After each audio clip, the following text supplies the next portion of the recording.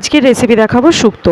তো এইটা আমার শাশুড়ি বানিয়েছিল। শুক্তো অ্যাকচুয়ালি বিভিন্ন রকমের স্টাইলে সবাই করে থাকে, এক এক ধরনের শুক্তো স্টাইল খেতে লাগে। তো মা অ্যাকচুয়ালি যেরকম রান্না করে শুক্তোটা আর শাশুড়ি দুটোই দুরকম বলতে গেলে।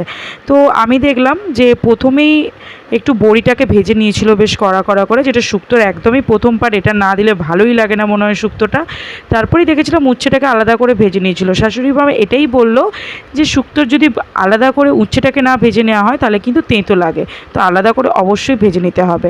তারপর দেখেছিলাম বরবটি, পটল, তার সাথে দিয়েছিল কাঁচকলা, তার সাথে দিয়েছিল আলু, দিয়ে এটাকে ভালো করে ভেজে নিয়েছিল। তারপরে দিয়ে দিয়েছিল ডাঁটা আর এই উচ্ছেটাকে। তো সেক্ষেত্রে এখানে ইউজ যেটা করা হয়েছিল একদম পাঁচফোড়ন, একদম সাদা মাটা করা হয়েছিল। বিশেষত্ব এটার মধ্যে একটাই ছিল, দেখলাম জলের মধ্যে আদাটাকে গুলে দেওয়া হয়েছিল। তো আদাটাকে কুড়ে দেওয়া হচ্ছে জলের মধ্যে। তো এইটা একদমই আলাদা, সত্যি বলতে টেস্ট লেগেছিল। মানে আদাটাকে ভাজা হয় কিন্তু জলের মধ্যে একদম গুলে দেওয়া হয়েছিল আদাটাকে। তো দিয়েও একদম ওটার মধ্যে দিয়ে দেওয়া হয়েছিল। তো যখনই দেওয়া হলো তখন একটা আলাদা রকম স্মেল দিল, খুব দারুণ একটা স্মেল। তারপর সামান্য পরিমাণ মতন চিনি, সামান্য পরিমাণ মতো নুন, ঝালটা তো বেসিক্যালি খাটেই না শুক্তোর মধ্যে, যেটুকু ফোড়নেতে থাকে, তো সেটা দিয়ে একটু ঢাকা দিয়ে ফুটিয়ে দেওয়া হলো।